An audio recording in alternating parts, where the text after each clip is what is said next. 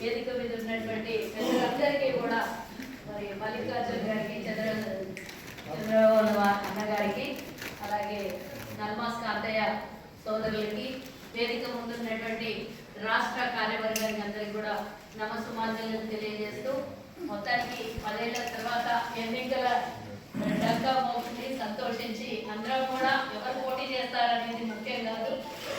పోటీ చేసినప్పుడు అందరికీ న్యాయమైనటువంటి కౌన్సిల్ మెంబర్లను ఇవ్వండి. అందులో ముఖ్యంగా మా మహిళలకు కూడా కౌన్సిల్ మెంబర్లను ఇస్తే బాగుంటుందని నేను నా అభిప్రాయాన్ని వెలువస్తున్నా. మొన్న జరిగినటువంటి 1-2 జిల్లాల్లో ఒక్క మహిళకు కూడా కౌన్సిల్ మెంబర్ ఇవ్వలేదని చాలా మంది బాధపడినారు.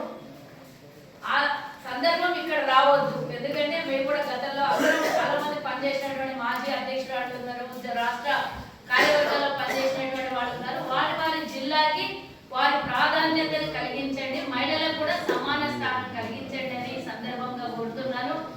ఇంకోటి, కాంట్రవర్సీలకు పోకుండా ఎవరు పోటీ చేసినా కూడా వారి సొంత అభిప్రాయంతో సొంతంగా వారి ఓటు హక్కును చెల్లించుకునే విధంగా మనం పనిచేద్దాము. ఇప్పటికే మనం బయట చాలా కాంట్రవర్సీ వింటున్నాము మహాసభ విషయంలో. ఆ కాంట్రవర్సీ మళ్ళీ బయటకి ఈ విధంగానే వెళ్ళొద్దు. ఇక్కడ జరిగినటువంటి చిన్న చిన్న ఇష్యూలు బయటకు వెళ్ళి న్యూసెన్స్ అవ్వద్దు.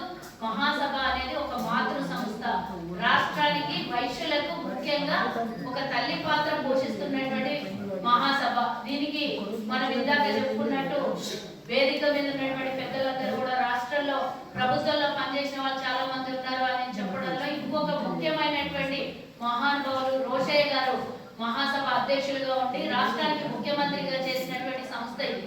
కాబట్టి దీన్ని గౌరవాన్ని కాపాడాల్సినటువంటి పూర్తి బాధ్యత మనందరి మీద ఉన్నది. ఏ చిన్న మరక వచ్చినా, ఏ చిన్న ఇబ్బంది కలిగినా, ఏ చిన్న అవమానం జరిగినా వారికి మరి మన ఆరవేసినటువంటి గాంధీ మహాత్ముడికి అవమానం జరిగినట్టుగానే మనం భావించాలి. దయచేసి ఎన్ని సంస్థలు పుట్టుకొచ్చినా కూడా అవన్నీ నిమిత్త మాత్రము. వాళ్ళ అధ్యక్షులుగా ఉన్నంత సేపే ఆ సంస్థ పనిచేస్తుంది. దాని తర్వాత ఎప్పటికీ చూస్తూ ఉన్నాం, ఎన్నో సంస్థలు వస్తూ ఉంటాయి, పోతూ ఉంటాయి, వారే పర్మనెంట్గా ఉంటారు, వాళ్ళతోనే క్లోజ్ అయిపోయింది. కానీ ఇది ఒకరితోని ముడిపట్టినటువంటి సంస్థ కాదు, ఇది ఒకరి కోసం పుట్టినటువంటి సంస్థ కాదు. మన ఆర్యవేశ్యులు తెలంగాణలో పుట్టినటువంటి ప్రతి ఆర్యవేశ్య బిడ్డ మహాసభ మాతృ సంస్థలో మెంబర్షిప్ ఉన్నా లేకున్నా మహాసభకు వాళ్ళు అర్హులైనటువంటి వారు. మనం కొత్త అవేర్నెస్ ఇవ్వకపోవటమో లేకపోతే తెలియకపోవడమో గ్రామ స్థాయిలలో పనిచేయకపోవటం వల్లనో మన మెంబర్షిప్లలో లోపం ఉండొచ్చు. కానీ మహాసభ నిజమైనటువంటి మాతృ సంస్థ అని తెలియకపోవటం వల్ల కొంతమేరకి జిల్లా అధ్యక్షులు కరెక్ట్ గా ఒప్పుకున్నా ఒప్పుకోకపోయినా జిల్లా అధ్యక్షులు పదవి ఇచ్చినంతసేపే చాలా నీకాలని పోటీగా కార్యవర్గ సమావేశం అయినప్పుడు వచ్చిపోవడం కాదు. జిల్లాలో పనిచేయనటువంటి అధ్యక్షులు కూడా ఉన్నారు, అది అందరికీ తెలిసినటువంటి విషయం. సభ్యత్వం చూస్తే తెలుసు వాళ్ళు ఎంత బాగా పనిచేస్తారు.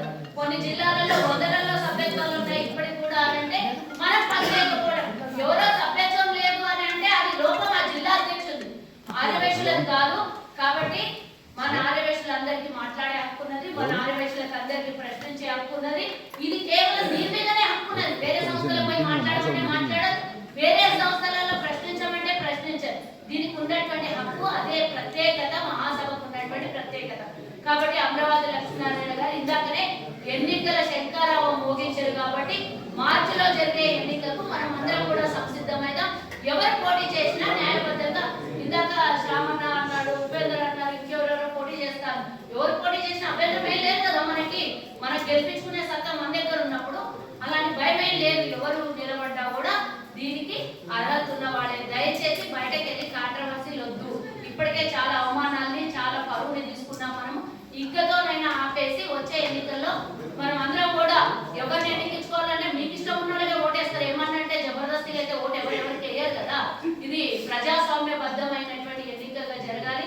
ముఖ్యంగా మార్చి చివరిలో ఎన్నికలు పెట్టుకోండి. ఎందుకంటే నా కొడుకు పెళ్లి మార్చి 6వ తారీఖులో ఆ సమయంలో ఎన్నికలు పెట్టుకుంటే మరి మీరందరూ కూడా మంచిది. అదే రోజు పెట్టుకోండి, 6వ తారీఖులో పెట్టుకోండి ఎన్నికలు. నేను కూడా వచ్చి ఓటేసిపోయి మా పెళ్లి ఇంట్లో కూర్చుంటా. దయచేసి అందరూ కూడా ఇదే వేదిక మళ్ళీ ఒకసారి మీరు ఎన్నికల్లో కలుసుకుంటారేమో. మార్చి 6వ తారీఖున నా కుమారుడి వివాహం ఉంది. ఆనంద కన్వెన్షన్ హిమాయత్ సాగర్ లో. తప్పకుండా మీరందరూ కూడా రావాలనే సందర్భంగా కోరుకుంటున్నా. తప్పకుండా ప్రత్యేకంగా ఆహ్వానం